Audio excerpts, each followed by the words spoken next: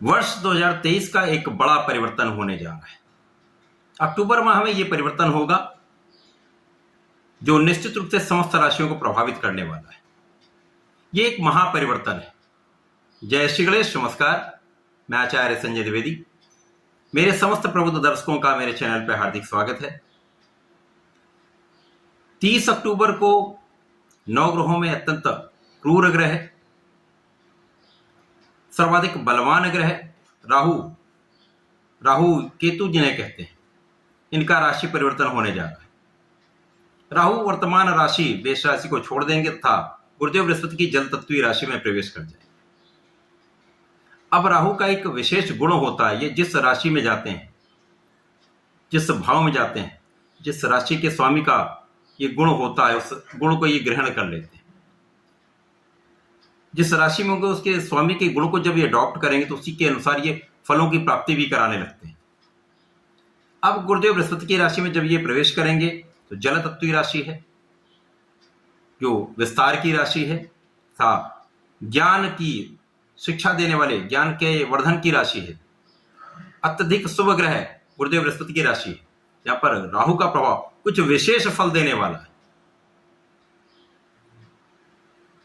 राहु इस जगत में सर्वाधिक बलवान ग्रह है। यदि ये एक अच्छी स्थिति में आ जाते हैं तो रंग से राजा बनाने में देरी नहीं करते हैं, परंतु यदि कहीं नकारात्मक भाव में ये बैठ जाएं तो आकाश से लेकर जमीन पर लाकर छोड़ देते हैं। अत्यधिक कष्टदायक स्थिति हो जाती है। जीवन के समस्त संघर्ष, समस्त कष्ट आ जाते हैं। जीवन बहुत सारी नकारात्मकता से घिर जाता है, क्योंकि राहु का स्वभाव विषाक्त है।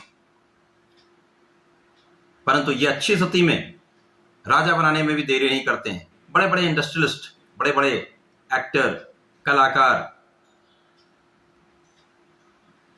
बड़े ऑफिसर्स, कला जगत के लोग, ऐसे बहुत सारे ऐसे लोग हैं जहां पर राहु की अच्छी स्थिति ने उनको समय आने पर राजा बना दिया, जिसका वो फल आज भी ले रहे हैं, अच्छे परिणाम की प्राप्ति कर रहे हैं। तो राहु जब अच्छी अवस्था में आ जाते हैं तो निश्चित रूप से सर्वश्रेष्ठ फल प्रदान करते हैं। अति शीघ्र करोड़पति बनाने में समय नहीं लगाते।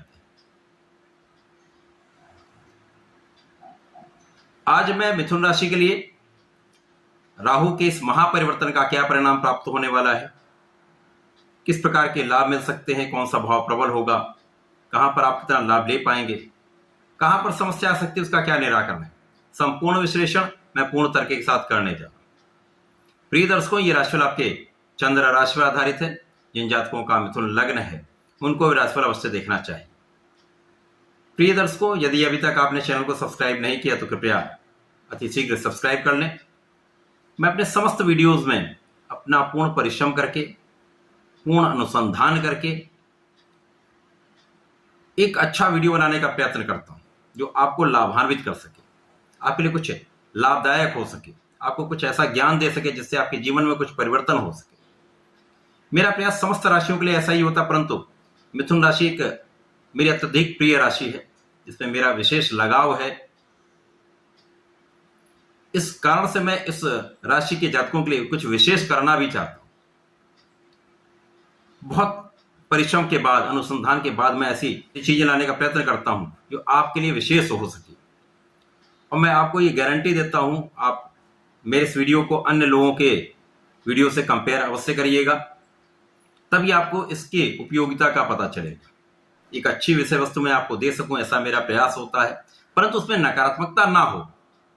यदि कुछ आपके साथ नकारात्मकता है, आपके साथ कुछ होने वाली है, तो उसको भी एक विशेष रूप से मैं बताने का प्रयत्न करता हूं, जिसको दूर करने का मैं विशेष उपाय भी देता हूं।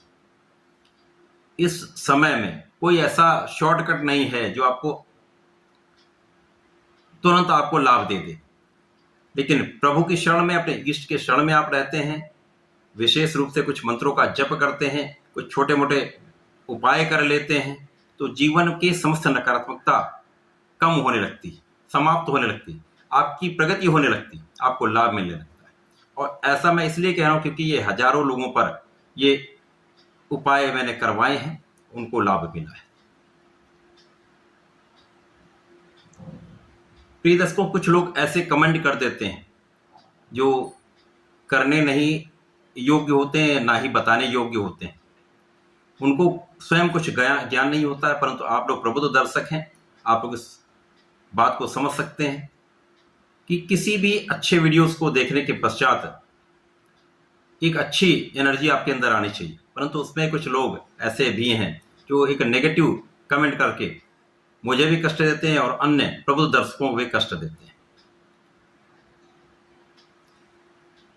अब विषय वस्तु पर आते हैं। प्रिय दर्शकों, अभी तक जो मिथुन राशि का समय रहा है, लगभग पिछला 4 से 5 वर्ष, वो कहीं ना कहीं संघर्षमय रहा है, कष्टमय रहा है। ये समस्त मिथुन राशि के लिए रहा ही है, चाहे वो किसी के लिए अधिक रहा हो, किसी के लिए कुछ कम रहा हो। जिन लोगों की अच्छी दशाएं चल रही हैं, उनके लिए ये समय यदा कदा कुछ कष्टदायक रहा, बहुत कुछ संघर्ष नहीं रहा, समस्याएं उतनी नहीं आई। लेकिन जिनके लिए दशाएं अच्छी नहीं चल रही थी, नकारात्मक दशाएं चल रही थी, वहां पर राहु का परिवर्तन तथा शनि का जो विशेष रूप से अष्टम भाव में होना 2.5 वर्ष के लिए अत्यधिक संघर्षमय, कष्टमय रहा। परंतु आज की स्थिति में यदि हम मिथुन राशि के लिए देखें, मैं समस्त तथ्य आपके समक्ष इसलिए क्लियर कर रहा हूं, स्पष्ट कर रहा हूं, जिससे आपको समझ में आए कि समस्त चीजें तथ्यात्मक हैं, तार्किक हैं। आज की स्थिति में मिथुन राशि के लिए यदि हम देखें तो शनि की स्थिति भी भाग्य भाव में है। जो बड़े ग्रह हैं उनको देखते हैं। राहु जो अभी तक आपके पहले द्वादश भाव में होकर आपको कष्ट दे रहे थे, उसके पश्चात इनका लाभ भाव में आना, जहां पर मंगल की राशि में होना। मंगल और राहु का प्रभाव सदा ही शत्रुवत होता है। अग्नि तत्व राशि में जब राहु जाएंगे, जो विषाक्त हैं, निश्चित रूप से एक विस्फोटक स्थिति होती है। यद्यपि ये एकादश भाव में रहे, कुछ न कुछ लाभ अवश्य मिला है। मिथुन राशि के जातकों के लिए ढैया के पश्चात लाभ निश्चित रूप से आरंभ हुआ, परंतु ये कम अधिक हो सकता है, किसी को कम मिला हो, किसी को अधिक मिला हो, क्योंकि बहुत सारे कष्टों के बाद यदि थोड़े बहुत लाभ मिलते हैं तो वो समझ में नहीं आता है। परंतु आपका संघर्ष निश्चित रूप से समाप्त हुआ है। एकादश भाव में होकर राहु ने कुछ लाभ दिए, शिक्षा ज्ञान का भाव आपका प्रबल किया है, कुछ आपके आय में वृद्धि हुई है, परंतु उतना लाभ नहीं मिल पाया। कारण क्या है? मंगल की राशि में होना। पहले राहु और शनि के बीच में कर्म भाव के स्वामी रहे, तो भी उतना लाभ आपको कर्म क्षेत्र से नहीं मिल पाया। उसके पश्चात कर्म क्षेत्र के स्वामी गुरुदेव के साथ में राहु का होना, मंगल की राशि में होना, तो ये उतना लाभ आपको प्राप्त नहीं हो पाया। लाभ तो निश्चित रूप से हुए हैं, लोगों को मिला भी है, ऐसा मेरे पास लोगों के उदाहरण भी हैं, परंतु बहुत कुछ लोगों जिनकी दशाएं अच्छी नहीं चल रही, या अंतर में कहीं ना कहीं कुछ नकारात्मक दशा चल रही, तो ये कष्टकारी ही रहा, बहुत लाभ नहीं मिला। परंतु आज की स्थिति में जो गोचर है उसमें समस्त बड़े ग्रह एक अच्छी स्थिति में। गुरुदेव का गोचर लाभ भाव में है, शनि का गोचर आपके भाग्य भाव में है, तथा राहु भी आपके दशम भाव में आ जाएंगे। अब ज्योतिषीय नियम के अनुसार, या ज्योतिषी जो विद्वानों ने बताया है, जो ज्योतिष के बड़े बड़े ग्रंथों में लिखा हुआ है, उसमें ये स्पष्ट रूप से कहा गया है कि राहु अत्यधिक बलवान ग्रह हैं। जब ये कर्म क्षेत्र में आ जाते हैं तो यहाँ पर विशेष रूप से बड़ा लाभ कराते हैं। अब जो भी आपका कार्य क्षेत्र होगा, निश्चित रूप से वहां पर इसकी वृद्धि होगी, ये 100% तय है। जब कर्म क्षेत्र में जाएंगे तो येन केन प्रकारेण आपके समस्त कार्यों में प्रगति होने लगी। अब मिथुन राशि के जो जातक हैं वो बुद्धिमान तो होते ही, इनका बुद्धि का भाव अत्यंत प्रबल होता है, कुशाग्र होते हैं, कैलकुलेशन का बहुत अच्छा होता है, गणनाएं बहुत अच्छी कर सकते हैं, अच्छे कलाकार भी होते हैं, वाणी बहुत अच्छी प्रयोग कर सकते हैं। परंतु जब अच्छे भाव में राहु आता है तो इन सब चीजों को प्रबल कर देता है, आकस्मिक लाभ देता है। अब जहां जहां राहु का प्रभाव होगा वहां आपको अवश्य ही लाभ मिलेगा। तो राहु दशम भाव में होकर आपके कर्म क्षेत्र को बली कर देंगे, सर्वाधिक लाभप्रद स्थिति बना देंगे। आपका जो भी कार्य क्षेत्र है, आपको जो भी व्यापार है, आप जिस प्रकार का भी कार्य करते हैं, वहां पर आपको सफलता अवश्य मिलेगी। आप अपने कार्य क्षेत्र में सफल अवश्य होंगे, लाभ अवश्य लेंगे। तो दशम आपका निश्चित रूप से प्रबल होने वाला है, कार्य क्षेत्र आपका सफल होने वाला है। राहु जब दशम भाव में होंगे तो इनकी 3 दृष्टियां, प्रथम दृष्टि का प्रभाव आपके धन भाव पर होगा। द्वितीय भाव धन भाव है, परिवार का भाव है, पारिवारिक संपत्ति का भाव है।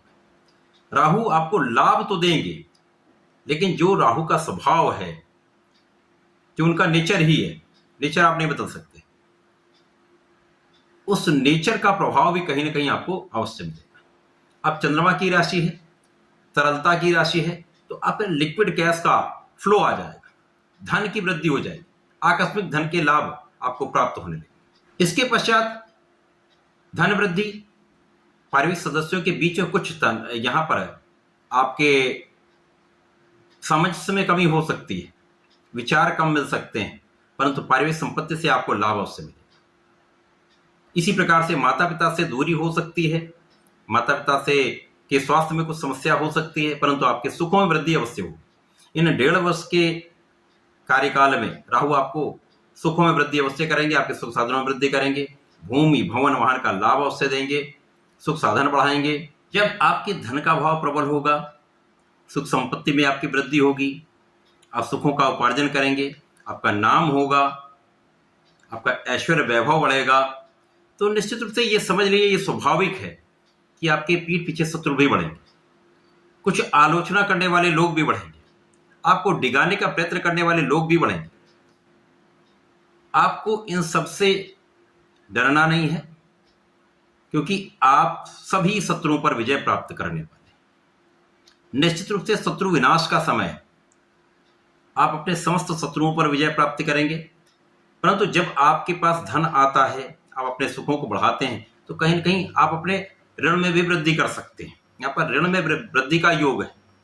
यदि आप ऋण लेते हैं तो आपको 100% ऋण प्राप्त होगा, आप लोनिंग करा सकते हैं, परंतु उसका सही उपयोग करेंगे, सही व्यापार में, सही कार्य में, सही ढंग से आप उसका उपयोग करेंगे तो निश्चित रूप से ये आपको बहुत लाभान्वित करने वाला होगा, मल्टीप्लाई करने वाला होगा, आपके लिए धन वृद्धि का ये कारण बनेगा।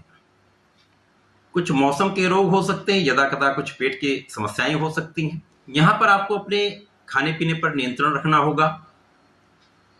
किसी भी प्रकार की अति निश्चित रूप से कष्ट का कारण बनती है। अच्छे मित्रों का साथ करेंगे तो लाभ मिलेगा, क्योंकि जब धन वृद्धि होती है, आपका यश बढ़ता है, तो कुछ अनावश्यक लोग भी आपके साथ जोड़ने का प्रयत्न करते हैं। तो लिमिटेड आप रखेंगे लोगों को, तो यहां पर कष्ट नहीं होगा, समस्याएं नहीं होंगी। इसी प्रकार से भोग विलास पर आपको नियंत्रण रखना होगा, एडिक्शन से बचना होगा। यहां पर पूर्ण रूप से आपको अपने इष्ट का ध्यान रखना होगा, अपने इष्ट की शरण में रहना।